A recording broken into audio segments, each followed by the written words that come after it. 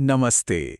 क्या हाल ही में मौसम में कुछ अजीब सा बदलाव महसूस हो रहा है? अगर हाँ, तो आप अकेले नहीं हैं।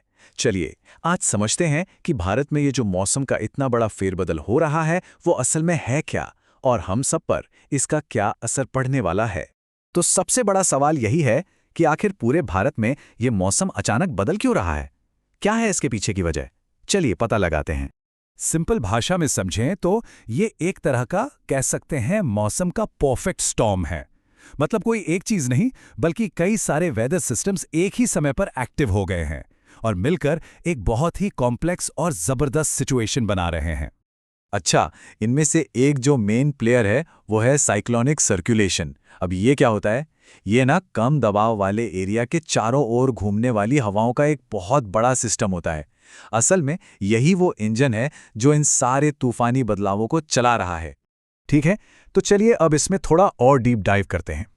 सबसे पहले हम एक बड़ी तस्वीर देखेंगे, फिर एक-एक करके उत्तर, पूर्व, पश्चिम और दक्षिण भारत के हाल पर नजर डालेंगे। और हाँ, आखिर में कुछ बहुत जरूरी सेफ्टी टिप्स भी हैं। तो सबसे पहले द बिग पिक्चर। देखिए, ये कोई एक शहर या राज्य की बात नहीं है। ये एक नेशन वाइड वेदर इवेंट है जो देश के लगभग हर कोने को अपनी चपेट में ले रहा है। एक अच्छी बात यह है कि दिन के तापमान में 2 से 3 डिग्री सेल्सियस की गिरावट आ सकती है, जिससे थोड़ी राहत तो मिलेगी गर्मी से। लेकिन इसका दूसरा पहलू यह है कि ये गिरावट ही इस तूफान की असली ताकत और गंभीरता का एक बड़ा संकेत भी है।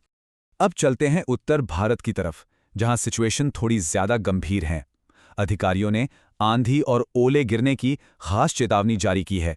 जो इलाके सबसे ज्यादा प्रभावित होने वाले हैं, उनमें शामिल हैं उत्तर प्रदेश, उत्तराखंड, दिल्ली एनसीआर, पंजाब और हरियाणा। और हवा की रफ्तार, जरा सोचिए, 75 किलोमीटर प्रति घंटे तक पहुंचने का अनुमान है। ये बहुत तेज हवाएं होती हैं, जो सच में काफी नुकसान पहुंचा सकती हैं। और इतना ही नहीं, उत्तराखंड के पहाड़ी इलाकों के लिए लैंडस्लाइड की स्पेशल वार्निंग है।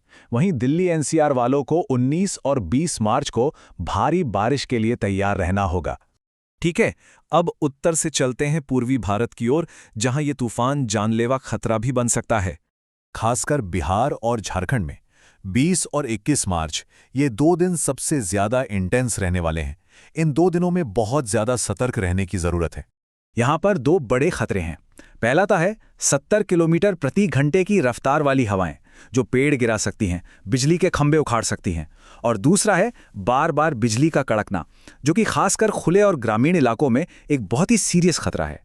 जैसा कि एक रिपोर्ट में कहा गया है, ये किसानों के लिए एक बड़ी चुनौती है।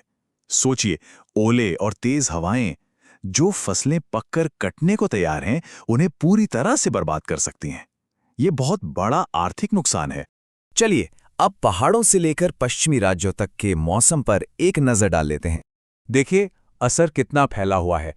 हिमाचल, जम्मू कश्मीर और लद्दाख में भारी बारिश और ऊंचाई पर बर्फबारी का अनुमान है। राजस्थान और मध्य प्रदेश में आंधी तूफान के साथ ओले गिर सकते हैं।